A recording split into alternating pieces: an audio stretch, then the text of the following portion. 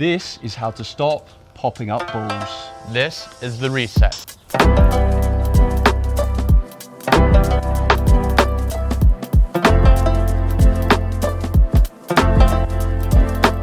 What's up, crew? This is Liam. I am joined with a special guest today.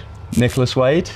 Nicholas Wade is a professional pickleball player and coach based out of Florida currently. If you want to tell us a little bit about yourself. Yep, so I play professional pickleball currently on the PPA tour. I'm one of the best players in the United Kingdom and I absolutely love pickleball. I recovered from a brain tumor and now my journey is to just try and become one of the best players on the planet and also one of the best coaches on the planet.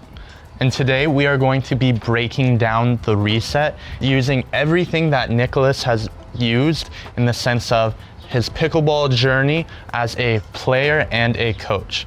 So join us today in this reset video. What is a reset? A reset is a fastball that is coming to us and that we are wanting to slow it down. This can be either a volley, so a ball out of the air, or a ball that is bouncing and then we hit it after. So why do we use the reset? Usually we've missed that ball a little bit high, our opponent's attacking the ball. We need to slow it back down so that me and my partner can get up to the kitchen and win the point from up there.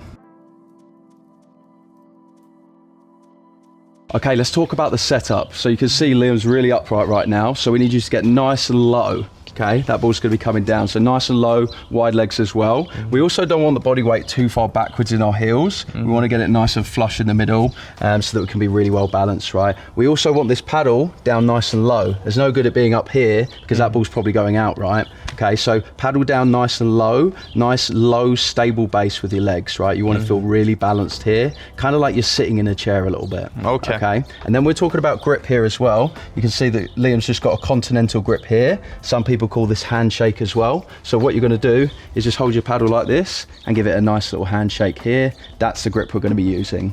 And also, let's talk about grip pressure as well, okay? Some people are going to be gripping it way too hard there, right? That's not what we want to do because the ball's just going to ping off that paddle like a rocket, okay? We want to be having that grip pressure closer to a 4 out of 10, okay? So then that paddle has a little bit of give, but it doesn't fall out of place. Okay. One little key tip is with the grip pressure, I learned this from Catherine Parento. She talked about it, is using your thumb, your pointer, and your middle finger, holding the very bottom of that paddle.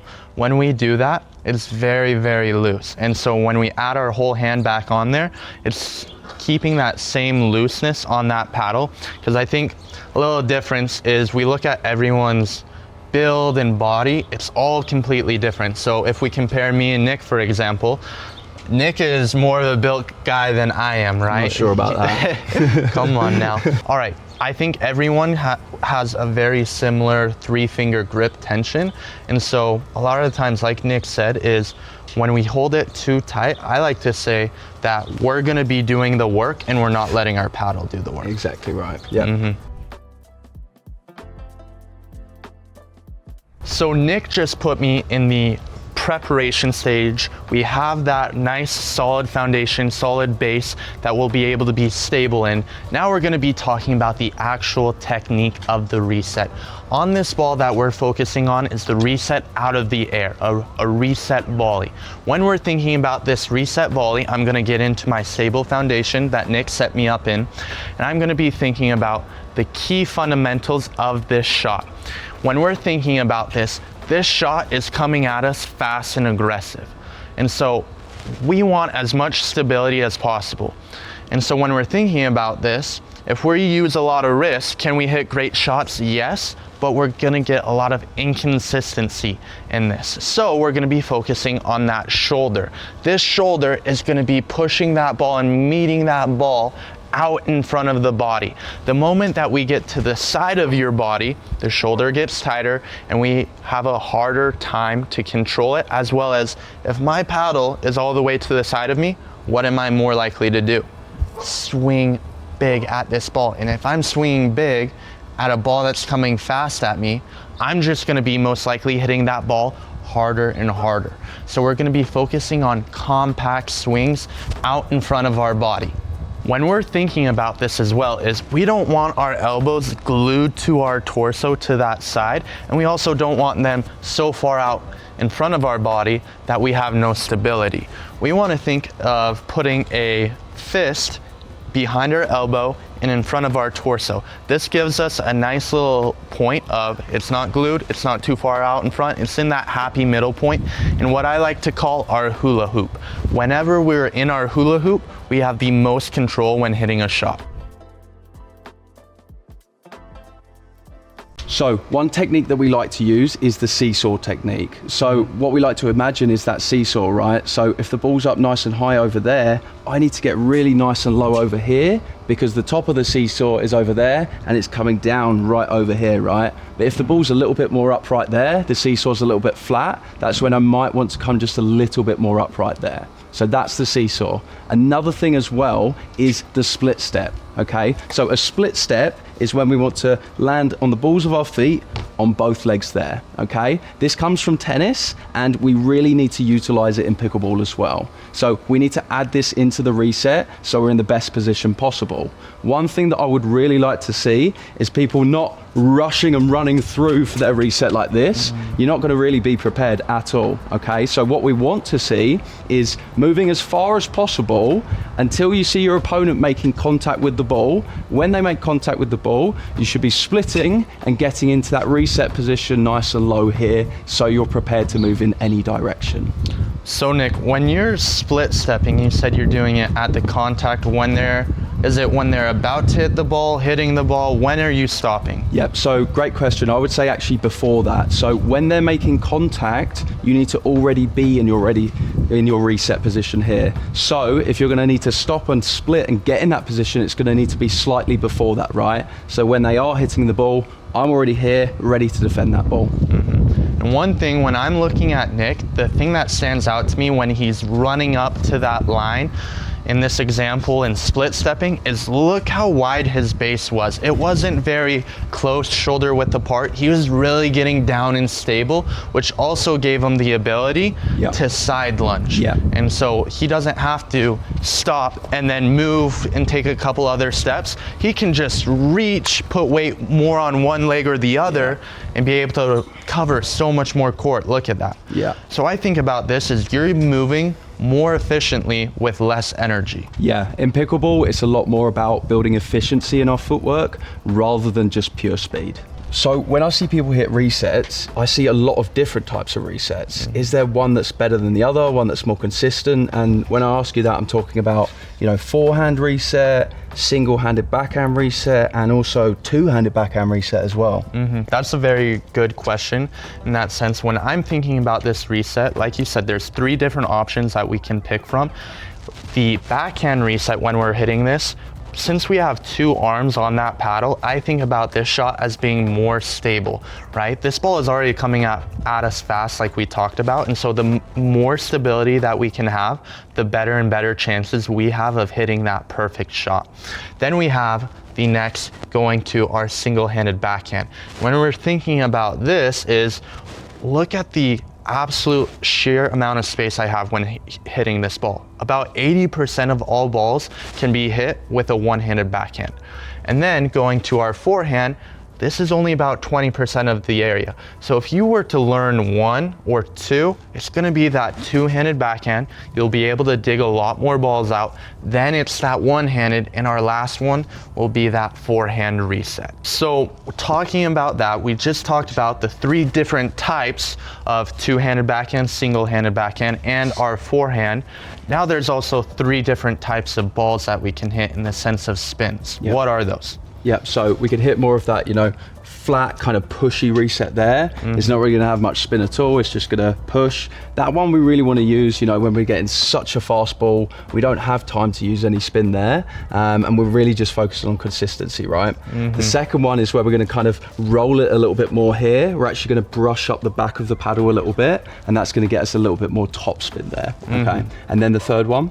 Third one is going to be a slice. And what you see on the slice reset is, I would say almost never, it's not too often on the forehand, but you still see people do it, but more so it's on that backhand. I see this more so from tennis players coming over, because in tennis, when you're volleying, you're going through the bottom of that ball, naturally creating that slice. You're not flicking over the ball in tennis. You'd break your wrist, right? And so I have a great question for you is, you were kind of talking about the consistency. What one would you recommend? Is it kind of just pushing that ball over? Is it trying to get topspin on it?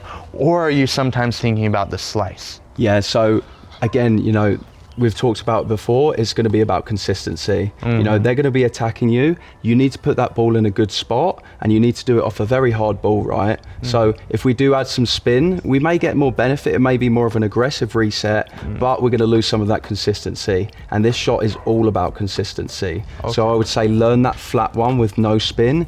Get yourself up to the kitchen every single time, hit some great resets, and then maybe when you get to more of an advanced level, then you can start looking at maybe adding a little bit more topspin, getting them a bit more aggressive. But first of all, start with that flat one, no spin. Okay, I love that you talked about it in the sense of just trying to get more and more balls over in consistency. So it's leading back to, I like to say that the reset is the hardest yet the easiest shot in pickleball, because at so many times we feel like we have to do so much, hit so much spin, hit these amazing targets, when in reality a lot of that time is just getting that ball over and then making our opponent hit one more. So I like to call this high percentage pickleball. 100%.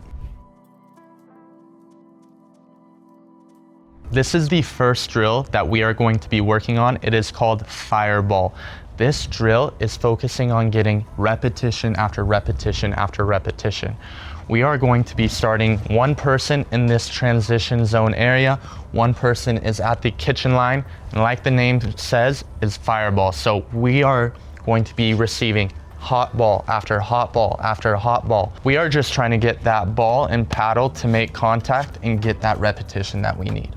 So Nick, we just went through all the different stages and areas in the sense of preparation, the actual technique, some of these drills that we're going to be working on. Where should our target areas be? Yeah, right. So this is where we're going to see a little bit of personal preference come into it. So what we're going to see, right, is if you kind of stand a little bit further over there, if you imagine I have the ball over here, you know, you're a little bit further back in the transition zone and I'm attacking you, right?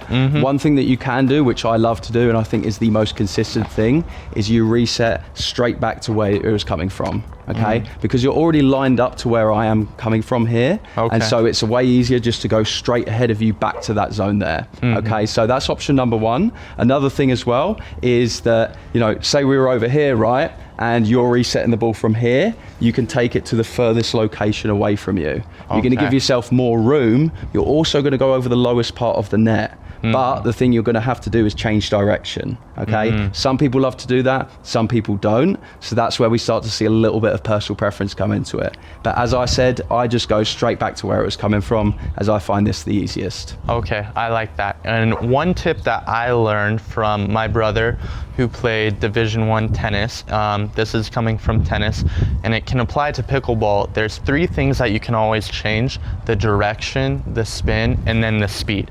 And when you're thinking of these three things, the more things that you change, the lower percentage that shot becomes. And so what I just heard from Nick was, when you change that, that's one of the three things that we can change. So it's one thing that could go wrong, versus if you just put it back to where it came from, it's higher consistency. 100%.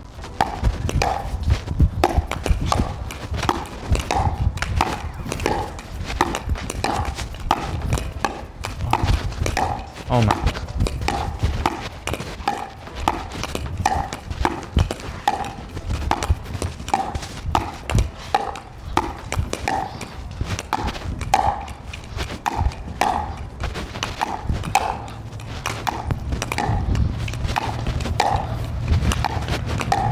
Now we are going to be changing the location. You can do this drill from all four locations in the sense of straight on, cross court, straight on, and cross court.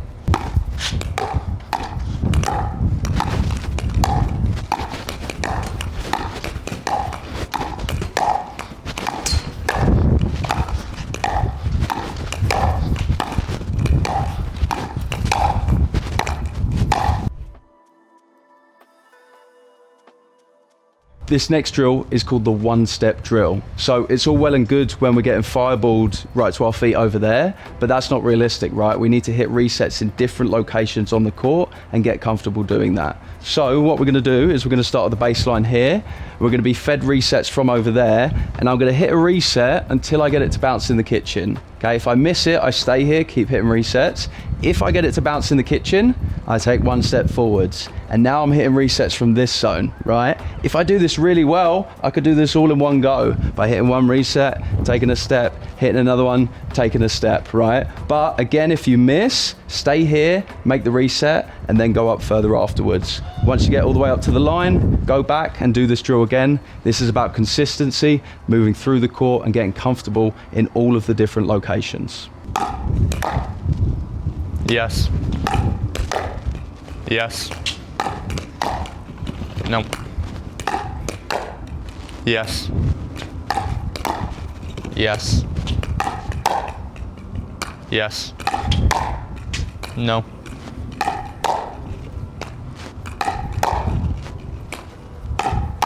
Yes. Yes.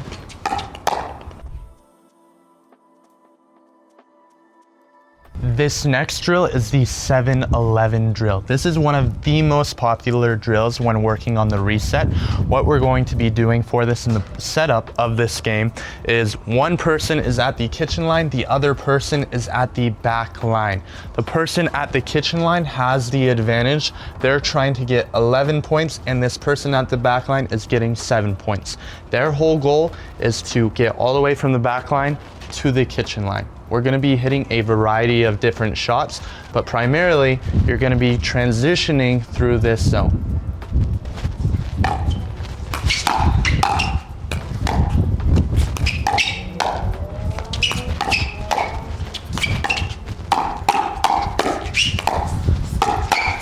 Ah! Really turned up the heat right there. Come on now.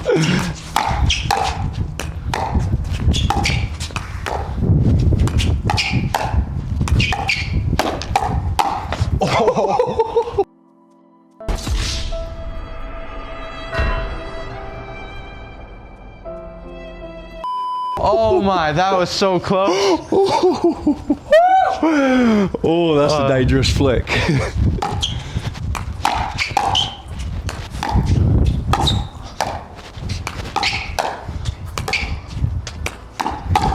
Oh, come on.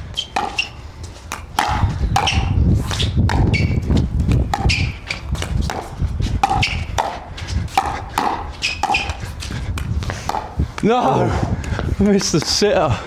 I didn't think you were going to pop out like that.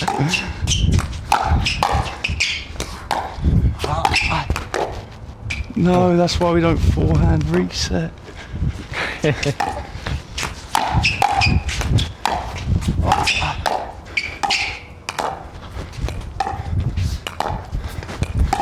Oh no. Out. Oh, it's in! It's in! What love! Let's go. He knows Come on these now. courts. If I had to pick one tip for my personal game in the sense of what we talked about today, I'm going to be taking the Seesaw Technique. The reason why I love the Seesaw Technique so much is it puts your paddle into a position where the ball is most likely going to be coming at you fast and hard. Right, yeah. For me, it would be knowing when to slow down. We talked about, you know, the opponent's making contact. You need to be in that reset position already. You shouldn't be rushing too much, and you also shouldn't be too stagnant at the back of the court. Thanks for watching the video. Hopefully you enjoyed and saw value out of it. This took a lot of time to make. So please go ahead and like and subscribe. Join my little crew, and we'll see you next Monday.